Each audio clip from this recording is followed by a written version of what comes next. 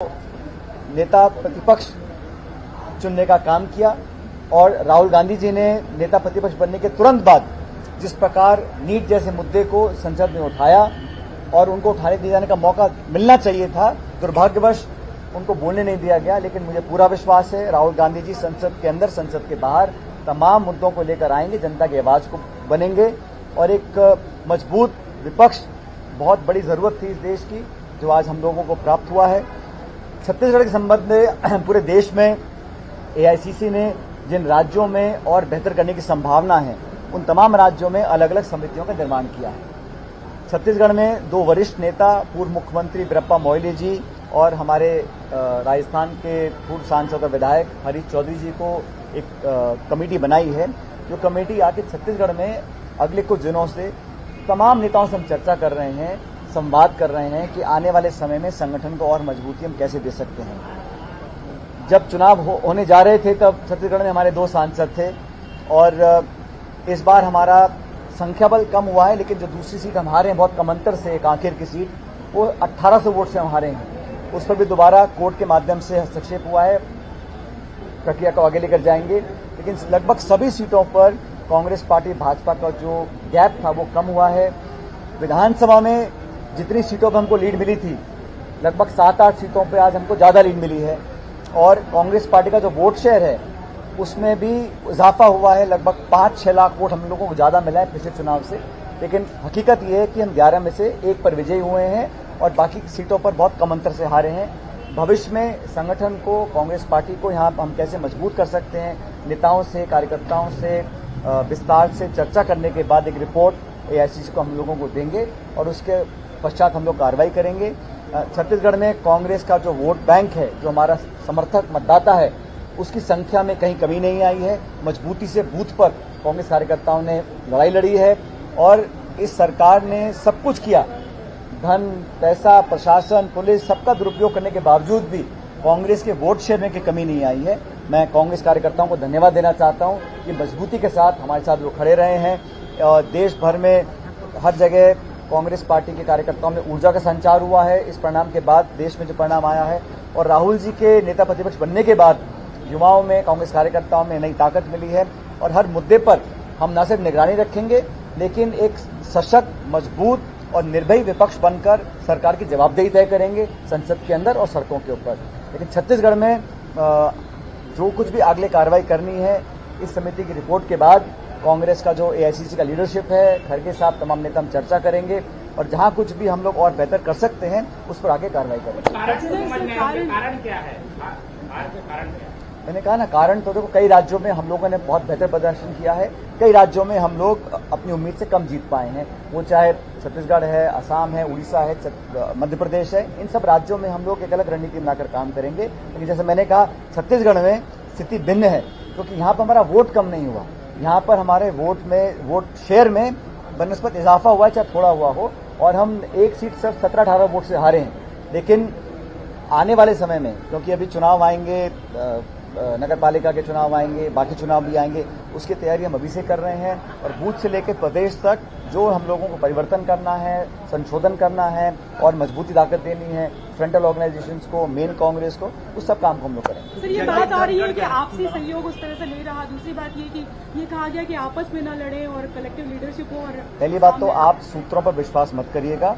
मैं आधिकारिक बात आपको बता रहा हूँ क्योंकि मुझे इस राज्य का प्रभार दिया गया है। सब नेताओं से हमने बात करी है और सब लोगों ने इस बात को अप्रिशिएट किया कि लोकसभा चुनाव के अंदर हम सब ने अपनी पूरी ताकत के साथ इस चुनाव को गंभीरता से लिया, पूरी शिद्दत के साथ चुनाव को लड़ा। हम लोग थोड़ा पीछे रह गए लेकिन वोट हमारा बरकरार है, लोग हमारे साथ हैं और ये कहने में मुझे कोई संकोच नहीं है कि छत्तीसगढ़ की सरकार सिर्फ 5-6 महीने में कहीं ना कहीं लोगों के अंदर एक छाप नहीं छोड़ पाई है। जो लगातार हिंसा हो रही है, हिंसा होने के बावजूद वहां पर कार्रवाई करने की होना चाहिए था, वो कांग्रेस के नेता को टारगेट कर रहे हैं।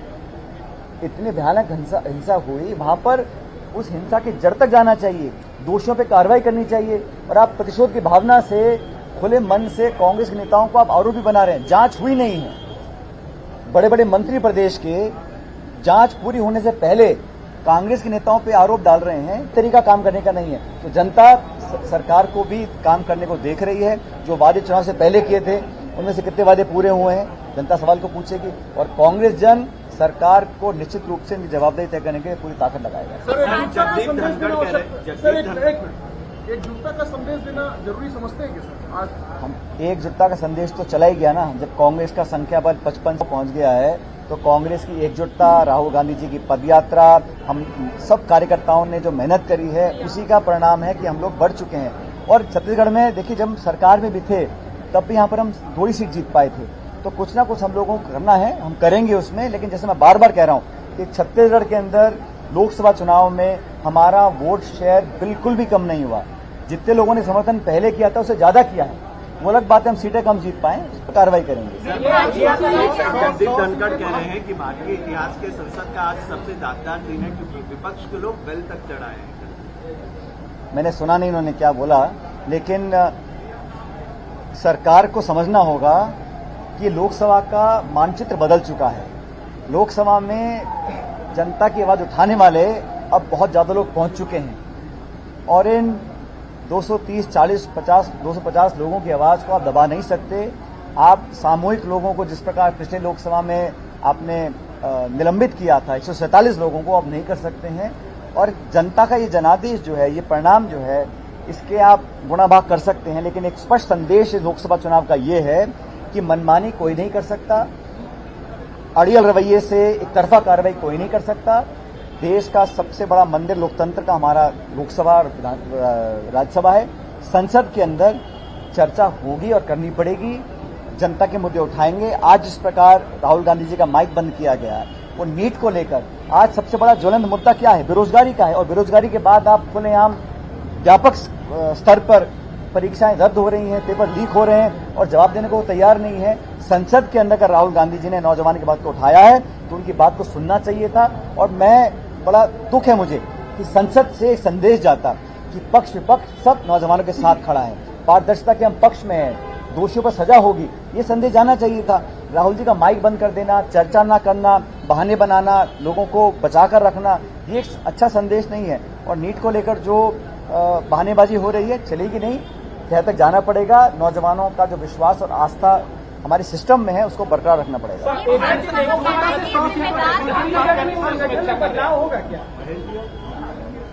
जिले, प्रदेश, राष्ट्र कांग्रेस संगठन में जब जहां जरूरत पड़ती है वहां पर लोगों को मौके दिए जाते हैं। अभी मुझे लगता है हम इस रिपोर्ट को सुनने के बाद भविष्य में क्या रणनीति अपनानी है, ये जो कमेटी बनी है ये किसी को बगाड़ने की नहीं है, ये सुझाव लेने के लिए है कि हम और आगे कैसे मजबूती से काम कर सकते हैं। और मुझे लगता है जो भी निर्णय करना होगा उसको खड़गे साहब और राहुल जी मिलकर करेंगे। विधानसभा की चोरी हुई जब लोकसभा कमेटी बनाने में लेट, जहाँ अच्छा प्रदर्शन है उसकी समीक्षा 11 जून को परिणाम आए हैं। विधानसभा के बाद हमने लगातार चर्चाएं की हैं। अध्यक्ष